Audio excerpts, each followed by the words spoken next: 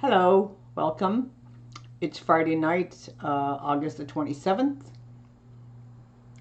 And tonight I'm going to continue to read from Rewire, which is the last book we've published.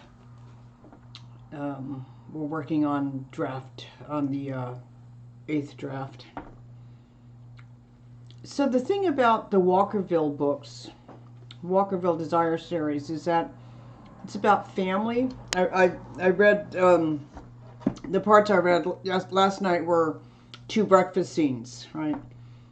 Family breakfast scenes. And it's also about friendship. A lot of friendship between women. So this is Sue's story, and we're getting a glimpse into Sue's life tonight. So I'm going to start. It was the morning before Martha Janine's wedding. Sue had spent most of yesterday baking the rest of the pies as well as keeping up with her other orders. Since it was Friday, she would need to bake 8 pies for Worthies. Full day. She was on autopilot. Her mind was crowded with short-term goals. How many pies, what kinds, for whom, what time, how many went into the pie safe, how many needed to be delivered. Did she have all the ingredients, and had she done as much prep as she needed? When she was in this unconscious state of mind, she was apt to become too impulsive, too reckless. In short, her decision-making during these times could be foolish.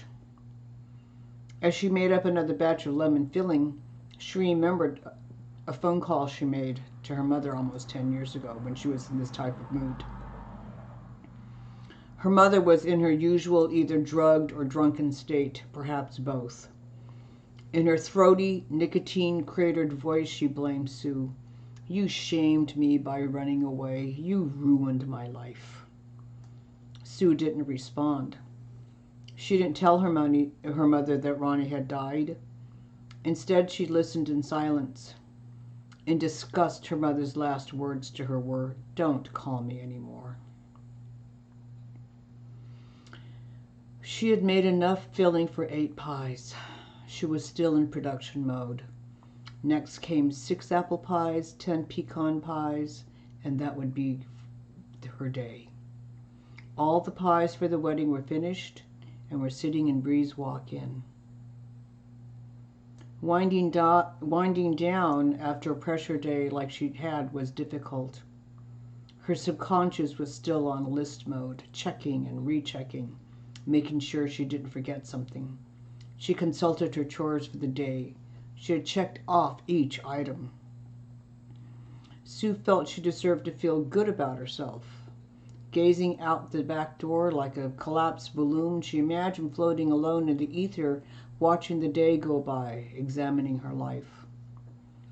She wanted to feel proud that she'd accomplished all that was on her agenda for the day.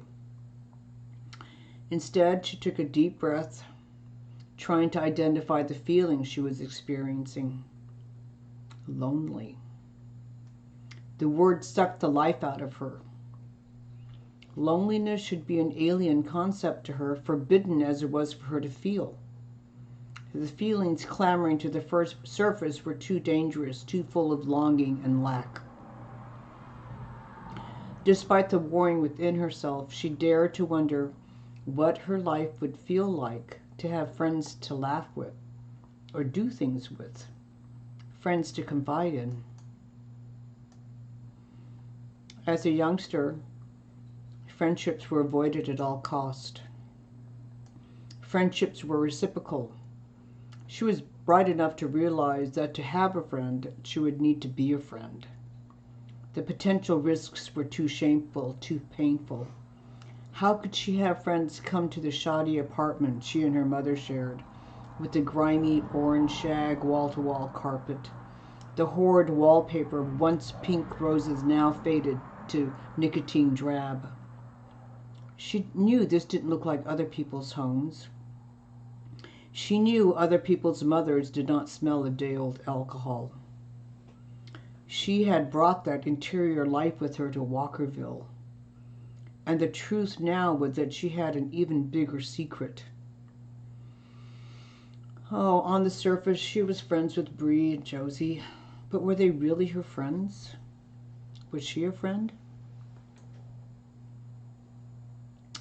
So you can see that, or you can hear that Sue's longing to have friends, longing to, share her life with anybody, right?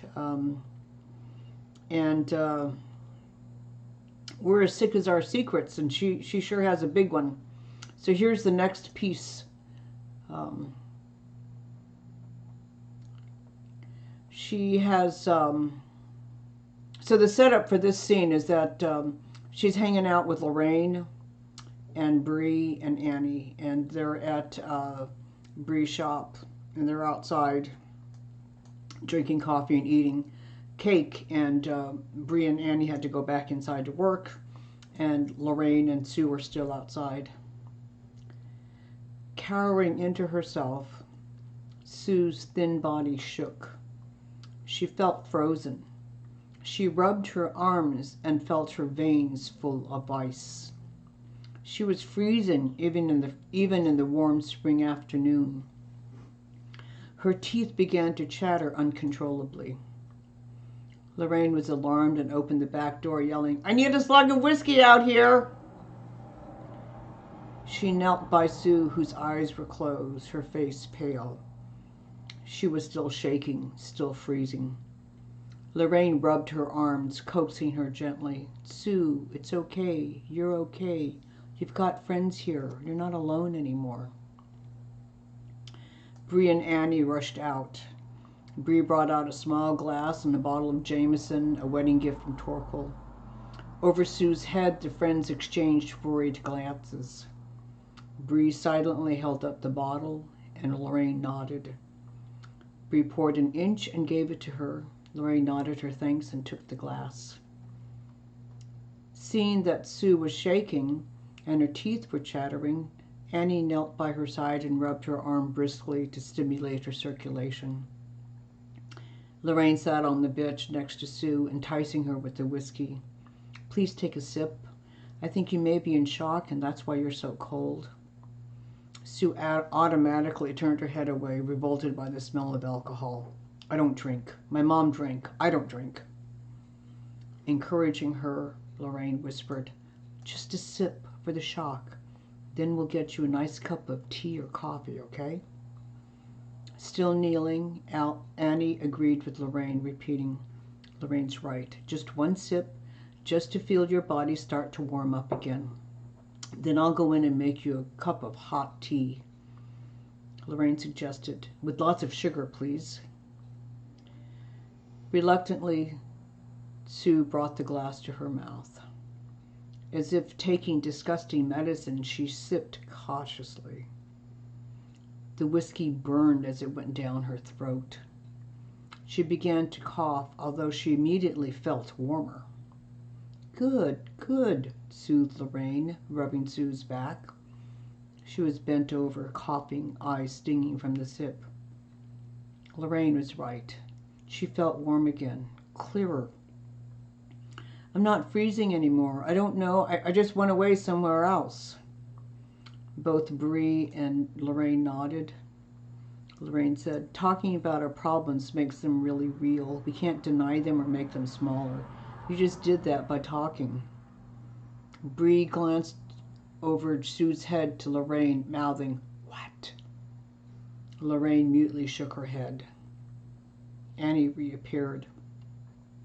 There were traces of sugar on the rim of the mug that she set on the table. Lorraine nudged the mug closer to Sue. Annie and Bree sat on the other side of the picnic table. All three women waited calmly as Sue took a hesitant sip of the sweetened tea.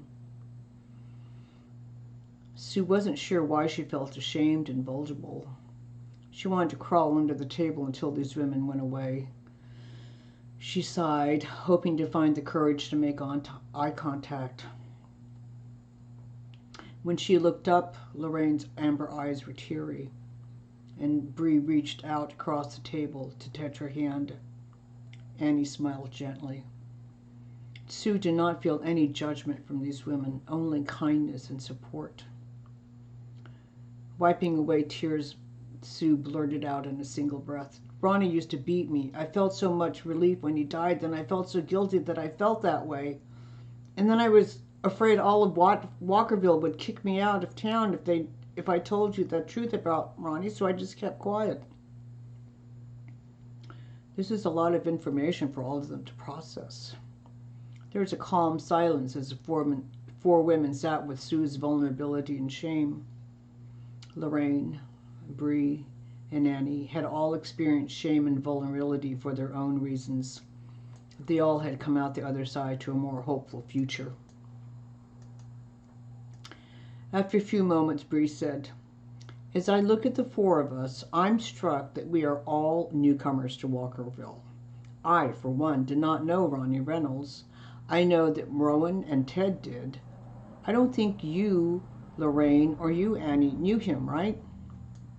She looked at her friends, who nodded, agreeing that they did not know Ronnie. Logically, Bree continued, "So, 3 of us didn't know him. He's part of the history of Walkerville.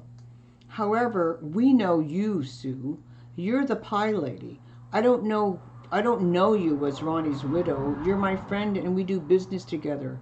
You belong here, just like we all do, however we got here. Now, it sounds like you've been carrying this secret for what, 10, 12 years? Because you didn't want to tarnish his reputation, because you were a kind person who has gone through hell, but getting kicked out of Walkerville? Nope, no way." Bree glanced at Annie and Lorraine. Then she locked eyes with Sue. "Ronnie can have his reputation. We will keep your secret. We will support you, won't we?" "Definitely," Annie agreed. "Absolutely," Lorraine added. "It's your choice who you talk to about this. You've got us, you've got Ted, and I know there are other women who would be just as supportive as we are. It's your choice. We are here for you. We are your friends." So, Sue Reynolds, the pie lady, gets an idea of what it means to be a friend, right? And sometimes friendship doesn't have to be reciprocal, right? I mean, I'm not taking score, right? So I want to thank you for joining me on a Friday night. And look below on this. And if you like us, please click like. You know, AC has archived all of the readings, so there's a link below as well. And I have a little bit of stuff to talk about. Okay, so I'm supposed to, okay, oh, got it. I got it. I did it. All right, so moving forward, August is almost over. So when I came up with this thing about reading, thank you, universe, for giving me the idea, for reading 15 minutes 5 nights a week, I had no idea of the work involved. So besides remembering, you know, pushing myself out of my comfort zone, I've also learned how much backstage stuff there is to learn. So beginning September the 6th, we'll be reading Monday, Wednesday, and Friday. And I know another thing, that my reading at 11 p.m. may not be the best time for most folks.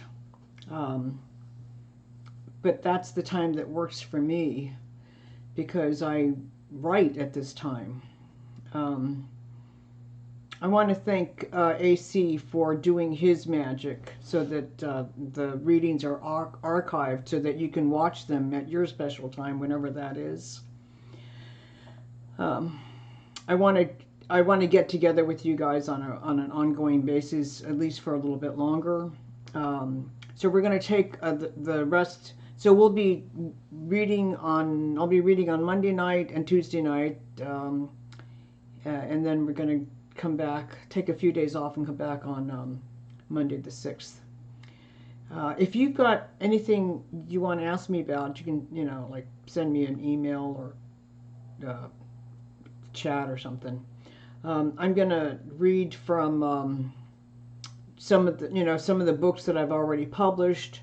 I'd like to read some excerpts from my next 3 drafts. I've got, books 8, 9, and 10. And then I want to talk about some things about my writing process, right? I was on a chat with some writers earlier this afternoon, and there was this whole back and forth thing about, are you a planner or are you a pantser, right? And I happen to be somebody who, it's like I just listen to my characters, so I don't know where the story's going. And some people just make all of these columns, and they're very, very tidy and stuff, and they know what they're doing, and most of the time I don't. So anyway, thank you for joining me tonight, and I'll see you Monday and Tuesday as I finish up the August summer readings. Thank you.